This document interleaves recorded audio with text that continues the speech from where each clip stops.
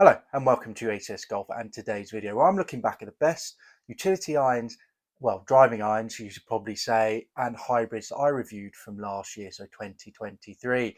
Now if you're new to the channel, not only do I review newer clubs, well brand new clubs, I also review some older clubs as well. So basically anything that I potentially think is a great deal and can potentially be an absolute bargain or potentially just a great club to have. And the way I'm doing this is I'm looking at the ACS Golf Scale, which I do in every video and so every review, and I pick the best one from each category. I've already done drivers from last year and also fairway woods as well, so check the channel out for that. I know this is now in March, which is quite late, but I've been so busy with so many reviews for you guys, I haven't had a chance to do all of them. So the aim is to get them done now as quickly as possible. So today, utility irons, as I mentioned, so driving irons and hybrids, and then we've got irons, wedges and putters that will come shortly as well. So remember, the ACS Golf Scale, we have 5 categories. We have distance, feel, looks, price and forgiveness, 1 to 5, 5 being the best. So basically I've gone through all the reviews from last year and I'm picking the best one in each category, as I've already mentioned. So let's start straight off the bat with the distance one. Now, this club actually I reviewed, it was actually before I started doing the ACS Golf Scale, because I started doing it about a quarter of the way through last year. So I didn't actually do it for this club, but I know for a fact 100% would have won last year. And the club I'm talking about is the TaylorMade Sim Max hybrid from last year. So let's have a closer look at that club.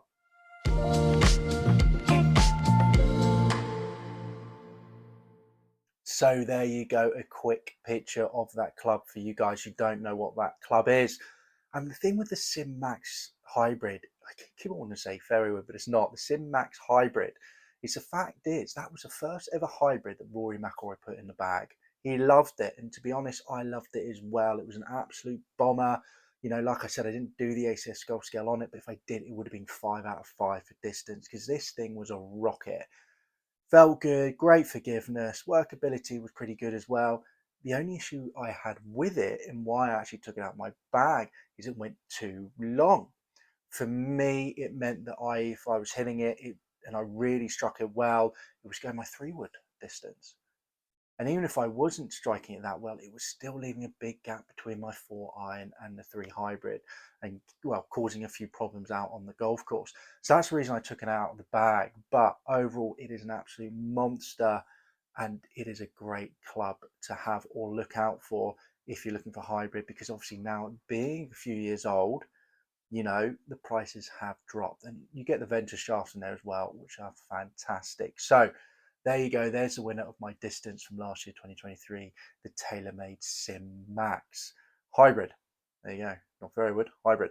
Now moving on to the next 2 categories are actually the same winner, so the same club, and that's feel and looks. In feel, I gave it 4.5 out of 5. This was actually a driving iron, not a hybrid, and it was the best feeling driving iron I've ever felt. And also looks, personally, I thought it looked really, really nice as well behind the ball. And that was the Srixon ZX Mark II utility iron. Let's show you a picture of that right now.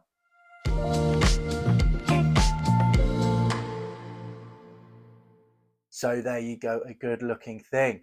And this club is actually, you know, was brand new for last year's 2023, and it's also their current club for this year as well, 2024.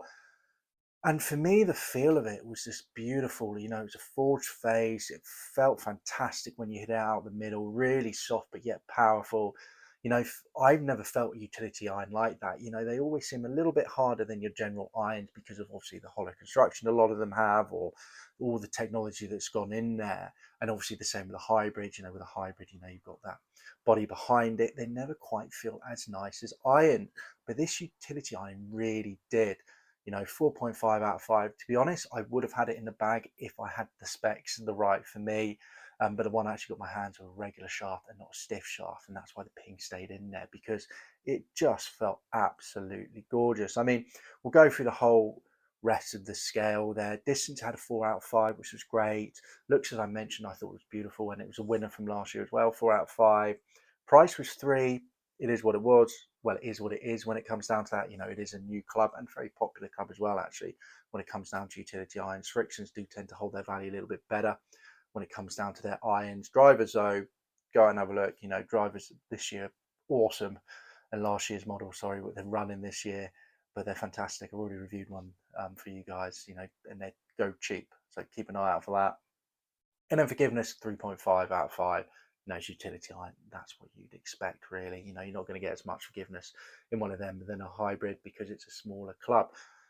But overall, beautiful, felt really soft. And if I had it in a stiff shaft, it definitely would have gone in the bag. Now, moving on to the next category, and that's price. And the price one for me was a PXG 0211 hybrid. Now, this one was actually the 2021 model, so not the brand new one right now. But for me, price was awesome. But before we get into that, let's just have a quick look at the club.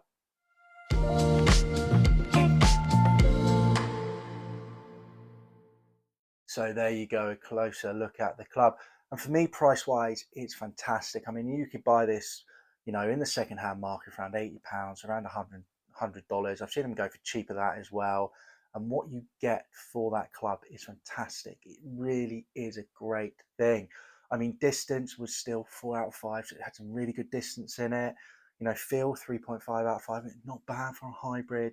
Looks, I thought it looked really good, really smart, with the head cover and the whole thing about PXG. I think they make some really good looking clubs at the moment. That was a 4 out of 5. Price and Legend 4 out of 5, and Forgiveness 4 out of 5. So it was just a great performer across the board. And to pick it up for that price, that £80, £70, under $100, it was a fantastic club. And personally, I think it's a great option for anyone out there who's looking for hybrid, who've never tried PXG, to pick up and give it a go. Because personally, for me, I really enjoyed it in the bag. Really had a great fun with it. The only reason I took it out was I did pick up one that was a little bit nicer, which I haven't reviewed for the channel yet, but it was the Ping, which I still got in the bag, the G430 hybrid, which is just an awesome thing, which I will do a review soon. So remember to subscribe to the channel so you don't miss out on that. But overall, great hybrid. Price-wise, it didn't get beaten anyway when it came to price last year. It was the only one who got 4 out of 5. So really awesome, and definitely something to look out for in the second-hand market, if you are trying to save a little bit of money, but still get yourself a great performing club. Because, across the board, fours across the board, apart from the feel, it's brilliant, really good, really nice club, and also comes with premium shafts. The grip's really nice on it. So overall, great club. And now we move on to the last one, and that's Forgiveness. And this club, for me, it was just a joy to hit. It was so easy to hit, so easy to get in the air. It was just fun. And when it comes down to a club where you're thinking about forgiveness, you want that fun. You don't want to be looking down at a club and going, oh my God, I don't know how this is going to turn out. You want to be looking down and going, oh, this is going to be great. This is going to be good fun. And so for me, it was fantastic. Best forgiving club that I tried last year when it comes down to this category. And it was the Big Bertha B21 hybrid. Let's have a quick photo of that club.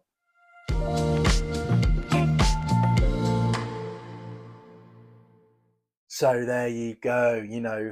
Not necessarily the best looking thing, I think. I think overall it is, but it is a very closed club face. But overall, it was so easy to hit. And I gave it a forgiveness rating of 4.5 out of 5. It really was. That's the whole point of this club as well, is to be forgiving, is to help with launch.